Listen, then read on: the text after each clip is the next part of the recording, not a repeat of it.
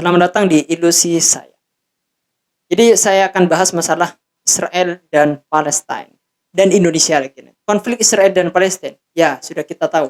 Dengan adanya konflik ini, pasti ada negara-negara yang mendukung dan pro terhadap salah satu negara ini. Pasti. Ketika suatu negara pro, maka dia akan membantunya baik dari segi kebutuhan manusiawi atau persenjataan perang itu sendiri dan mengekspresikan kontra terhadap negara lawannya. Nah, Indonesia itu kebetulan termasuk negara yang pro Palestina dan kontra terhadap Israel itu sendiri. Yang mana kita sudah lihat ekspresi Indonesia itu apa mengenai dengan pro kontra di sini. Ternyata ekspresi kita yang menunjukkan kalau kita pro terhadap Palestina itu kita banyak memberikan bantuan kepada Palestina, baik bantuan makanan, mendirikan rumah sakit dan pendidikan. Dan ekspresi kepada Israel, kita kemarin lakukan boykot produk besar-besaran. Yang mana boykot ini dilakukan kepada terhadap produk yang terafiliasi dengan Israel. Yang menyebabkan dengan adanya boykot kemarin menyebabkan perusahaan-perusahaan yang terkait itu rugi besar-besaran. Sahamnya turun besar-besaran. Namun sekarang itu kita dihebohkan dengan sesuatu yang mana sesuatu ini itu dinilai penghinaan oleh masyarakat. Mungkin saya langsung beberkan aja, nggak usah banyak basa-basi.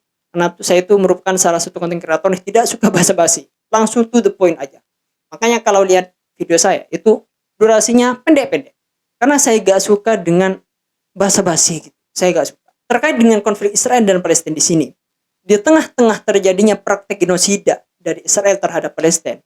Palestina diberbandir sana-sini. Anak-anak masih dibunuh. Anak-anak masih dianiaya. Nah, ternyata kemarin saya lihat berita. Kita itu masih impor barang dari Israel. Yang mana secara tidak langsung ketika kita impor barang ke satu negara. Oke, misalkan kita memenuhi kebutuhan kita. Tapi dari suatu sisi, kita itu membantu perekonomian mereka. Yang otomatis kita itu membantu perekonomian Israel. Nah, ketika ekonomi mereka bagus, hasil dari duitnya apakah dibelikan cendol? Apakah dibeli nasi padang? Ya enggak lah. Israel ketika mereka ekonominya grow, mereka bakalan gunakan buat beli senjata, alat-alat perang. Yang mana senjatanya ini alat-alat perang, tembak. Yang mana tembak ini gak akan digunakan buat cari burung, gak akan berburu. Tembak ini akan digunakan untuk perang. Tapi perangnya ini gak main-main. Ini sudah berada di taraf genosida, penyiksaan. Mereka akan bunuh kecil, mereka akan anak kecil. Makanya saya tuh kaget ketika lihat berita dari Badan Pusat Statistik BPS. Di periode Januari kemarin hingga September 2024 ini, kita itu disebutkan pada periode itu nilai impor Israel ke Indonesia itu mencapai 42.483.945 US dollar. Atau senilai dengan 676 miliar. Nah, ini bukan main-main sih. Bahkan yang kagetnya itu angka ini itu naik tajam dari periode sebelumnya. Itu cuma impornya itu senilai 14.427.432 rupiah yang mencapai 228 miliar. Naiknya 4 kali lipat, bayangin. Pertanyaan sekarang, kita tuh impor apa ke Israel?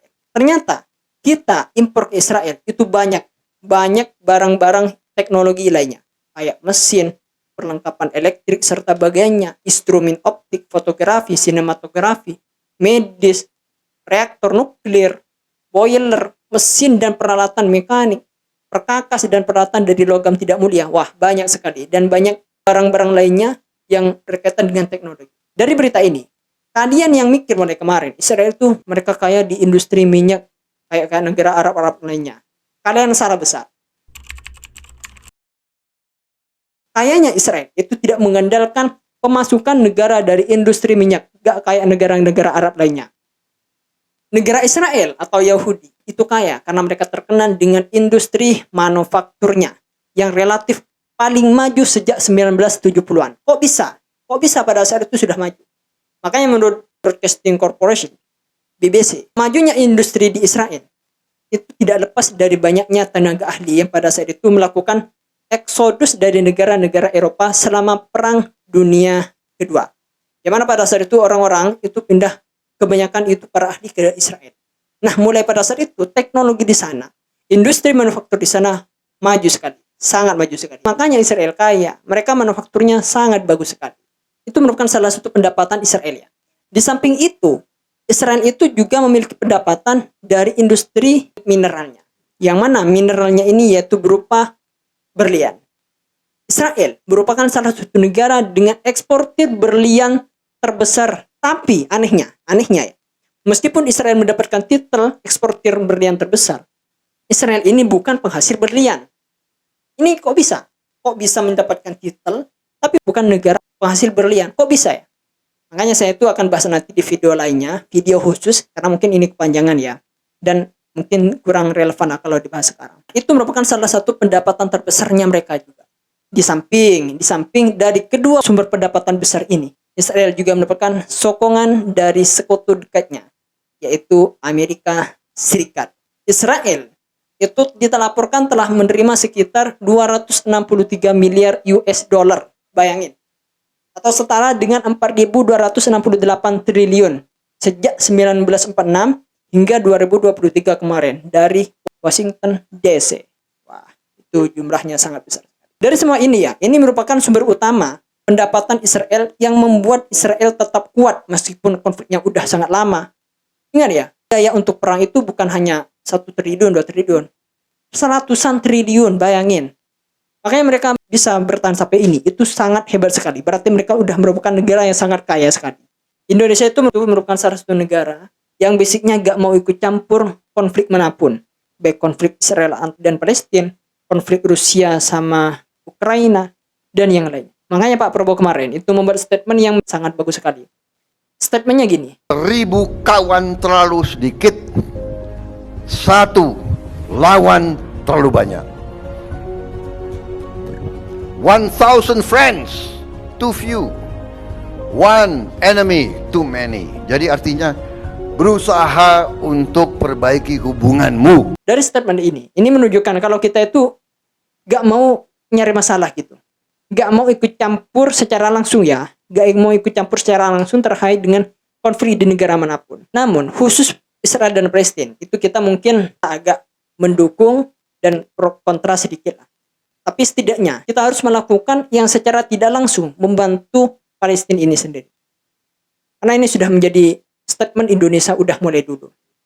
Seperti ngirim bantuan dan boikot produknya yang terafiliasi dengan Israel. Namun ya, saya itu miris terkait dengan berita ini. Adanya peningkatan impor yang terjadi ini.